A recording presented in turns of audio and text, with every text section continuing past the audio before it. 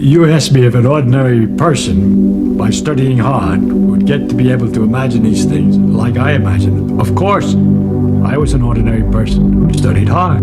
There's no miracle people. It just happens they got interested in this thing, and they learned all this stuff. They're just people.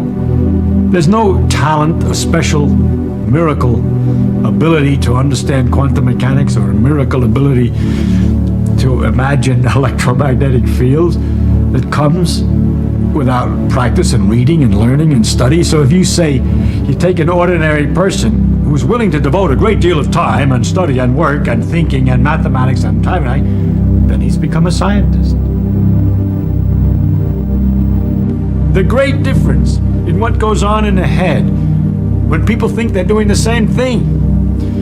And so it struck me, therefore, if that's already true at the most elementary level, that when we learn the mathematics and the Bessel functions and the exponentials and the electric fields and all these things, that the imageries and method by which we're storing it all and the way we think about it could be really, if we could get into each other's heads, entirely different.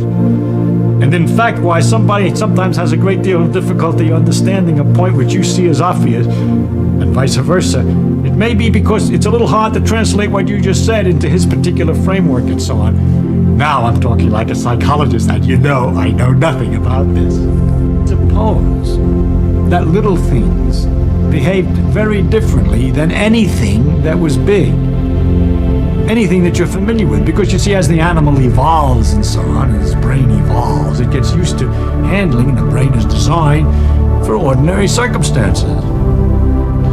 But if the gut particles and the deep inner workings were by some other rules and some other character, they behaved differently, they were very different than anything on a large scale, then there would be some kind of difficulty in understanding and imagining reality. And that difficulty we are in.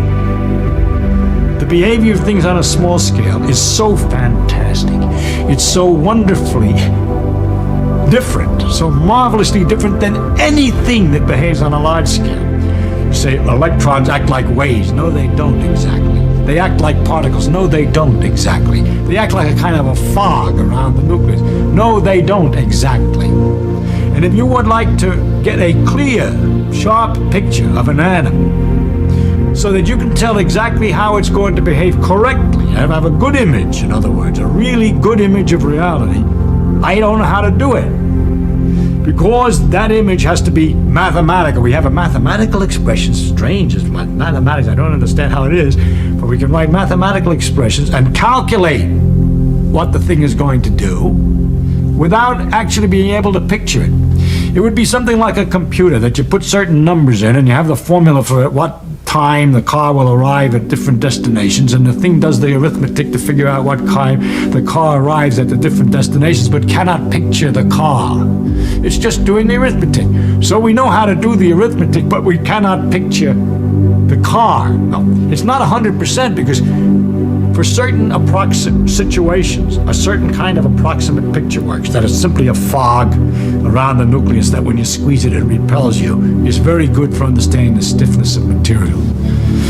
That it's a wave which does this and that is very good for some other phenomenon. All right. So when you're working with certain particular aspects of the behavior of atoms, for instance, when I was talking about temperature and so forth, that they're just little balls is good enough, and it gives a very nice picture of temperature. Is it possible then to develop a familiarity with those things that are not familiar on hand by study, by learning about the properties of atoms and quantum mechanics, by practicing with the equations until it becomes a kind of second nature, just like it's second nature to know that if two balls came toward each other, they'd smash into bits. You don't say the two balls, when they come toward each other, turn blue. You know what they do. So the question is whether you could get to know what things do without better than we do today. You know, as the generations develop, will they invent ways of teaching and ways so that the new people will learn tricky ways of looking at things and be so trained, so well trained, that they won't have our troubles with the atom picturing.